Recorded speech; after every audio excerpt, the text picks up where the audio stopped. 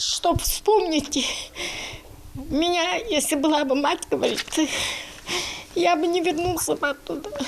И всегда он так говорил. Эти откровения отца ей всегда тяжело вспоминать. Лидия Икажева – дочь ветерана Великой Отечественной войны Юнуса Добриева. Визиты в музей краеведения в преддверии 9 мая для нее стали своего рода традицией. Архивные материалы о ее отце в этих стенах хранятся с первых дней открытия. Сам Юнус Добриев при жизни очень любил посещать зал боевой славы, но о войне предпочитал не говорить. Папина диктовка я записывала. Я работаю в школе, и я интересовалась этим, и я записывала. Но он очень даже не любил говорить про войну. Не любил он, чтобы мальчики слышали, мои братья. Юнус Добриев прошел войну от начала до конца, защищал Москву, Ленинград, Европу. 28-летний Юнус был призван Орджоникидзевским горвоенкоматом в июле 1941-го. Уже осенью в составе 15-й пехотной бригады его перебрасывают через Саратов и Куйбышев в Подмосковье по направлению Москва-Ленинград. Отважный боец наводил страх на немецкую армию. Повезло сохранить фотографии военных лет с зенитной установкой. Ею он избивал самолеты врага удивительной меткостью. Он говорит, особенно эти же немцы, говорит, днем воевали танками, а ночью налетали этими самолетами. Он сбил ночного 2 и дневного 2. В 1942 году Юнус Добриев под станцией Старая Русса потерял много товарищей и был ранен в левую руку. В том же году был назначен наводчиком орудия в войсковую часть 2-го Белорусского фронта.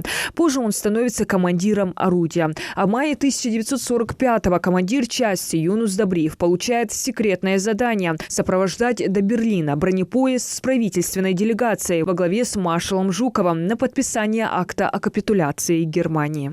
После подписания он говорит, столько грома было. Победу за подписание стреляли они все от радости в Германии. Высока вероятность, что совсем скоро зал боевой славы пополнится новым экспонатом, имеющим прямое отношение к акту капитуляции Германии.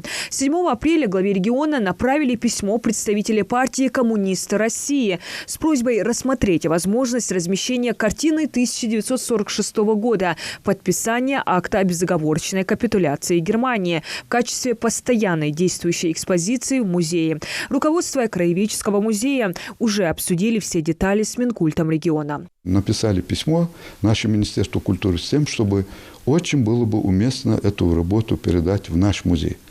Почему? Потому что вот мы находимся в зале боевой славы нашего музея, а здесь на стенде у нас находится человек, который, можно сказать, является очень примечательным фактом, человек, который сопровождал поезд, который ехал на подписание капитуляции Германии, фашистской Германии.